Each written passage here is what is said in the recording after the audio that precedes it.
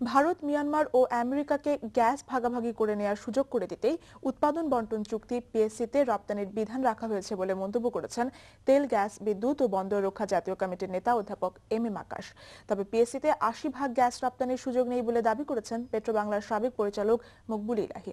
সকালে সম্মিলিত সামাজিক আন্দোলন আয়োজিত সভায় এ দাবি করেন তিনি। বিস্তারিত জিয়াউল হক সবুজের রিপোর্ট। তেল গ্যাস উত্তোলন ও বিতরণ, সাম্প্রতিক সরকারি উদ্যোগ এবং আন্তর্জাতিক প্রেক্ষিত নিয়ে মুক্তিযুদ্ধ জাদুঘর মিলনায়তনে অনুষ্ঠিত সভায় পেট্রোবাংলার সাবেক পরিচালক মকবুল ইলাহি বলেন, ২০২১ সালের মধ্যে অর্থনৈতিক প্রবৃদ্ধি ৮% উন্নীত করতে হলে মডেল পিএসসি দ্রুত বাস্তবায়ন করতে হবে। চুক্তির সব ধারা যুক্তিযুক্ত দাবি করে তিনি বলেন, এতে ৮০% গ্যাস রপ্তানির কোনো বিধান নেই। সেম মডেল নিয়ে আবার যখন 89 আমরা বিডিং করেছি, একটা লোক আসেনি, একটা কোম্পানি আমাকে সাড়া দেয়নি। ইট ওয়াজ এ টোটাল ফ্লপ। যে কারণে আবার মডেলটাকে পরিবর্তন করে 93 সালে যখন আবার আমরা গেলাম, তখন আবার সাড়া পাওয়া শুরু হলো।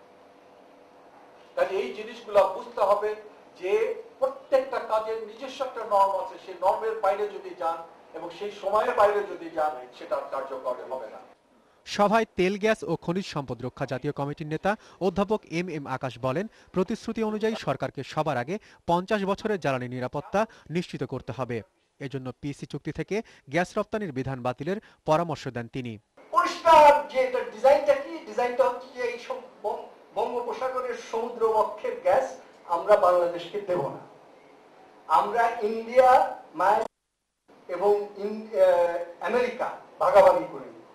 গভর্নমেন্ট এতই কনফিডেন্ট হয় যেখান থেকে গ্যাস রপ্তানি হবে না, তাইলে ওইটা রেখে, সুযোগটা রেখে তারপরে ক্লজ দিয়ে এটাকে আটকানোর এই ঘুরপথ কেন?